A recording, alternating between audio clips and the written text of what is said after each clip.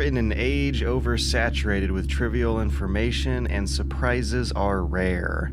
Pony Island's store page and trailer already spill the beans that its cutesy facade hides a dark secret, and I am once again regretting my own position as a sort of spoil sport. To review something, to criticize it even if you're praising it, is still demystifying some of the surprises it can have in store for people who are none the wiser. So with that being said, I regret to inform you that Pony Island is not a game about ponies, nor is it about islands. Instead, it is only mildly, extraneously, about a game about ponies and islands.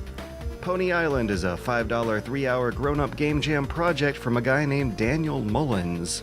It's kinda like WarioWare done at a Ludum Dare with the theme of having the entire game on one screen.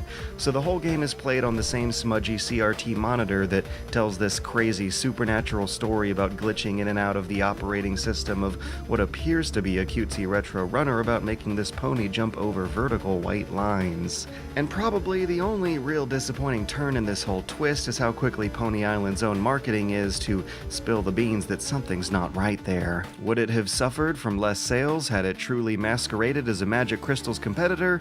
Maybe. But with the success of metagaming twists in Undertale, Stanley Parable, and whatever the campaign for Frog Fractions 2 was, it's hard to say otherwise.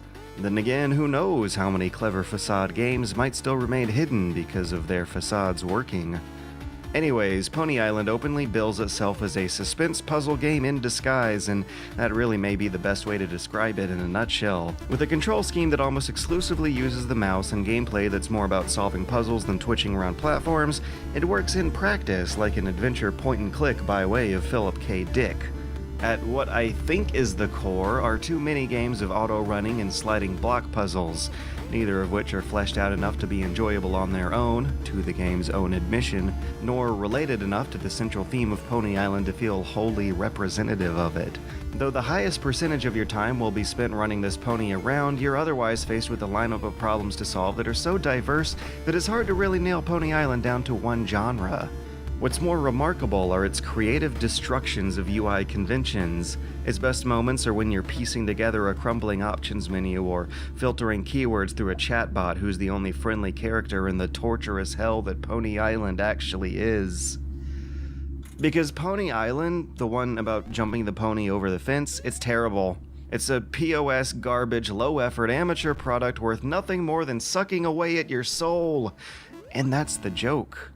But on a whole nother level, it's hard to tell which version of the game is intended to be the torturous hell here. The Pony Island inside the game, or the one you start out through Steam, the one I'm reviewing right now. Because of all the mini-games he's packed in here, the favoritism that Daniel Mullins shows towards the Pony Island of running and jumping and shooting is regrettable, compared to the other Pony Island. The Pony Island of exploring sinister operating systems, of scoping out hidden executable icons behind pop-up boxes, or catching glimpses of the world beyond the game's one screen to piece together the sinister story behind the game of Pony Island and why your character is stuck playing so many versions of it forever.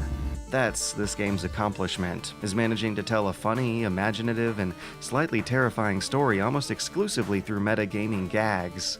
It's unfortunate that so much time is comparatively spent inside these shallow and repetitive runner levels that just go on, way too long, lasting way too late past their welcome. That may be another joke, or it may be a mistake. Either way, I think the fact that I can't tell might indicate some kind of small failure. Pony Island's reliance on Pony Island results in probably more shared frustration between player and character than what was actually intended. But of course, at the price level of $5, the question of whether or not a $5 thing is good becomes less relevant than whether or not it's interesting. This is the price point that society has collectively agreed upon that whatever the hell a Crunchwrap Slider big box should be worth. And Pony Island is definitely more interesting than that. It begins strong, but ends with a final 30 minutes of some of the most effective and inventive fourth wall breaking tricks I have yet to see. A final act easily worth the Taco Bell price of admission alone. You got about 3 hours of game here that begins strong, drags for about 30 minutes, and then climbs its way towards an ending full of neat little tricks.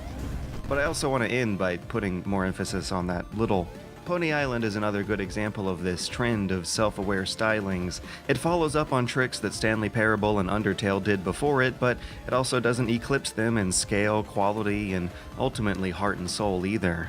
Given its price, it would be unreasonable to expect it to, but I can't really see it leading the charge as this trend of self-aware smartass simulators continues. It's a solid footnote on this style's path to development, but it's not a grand historical moment. But I can at least say with some confidence that you're way better off buying this than you would be buying junk food instead.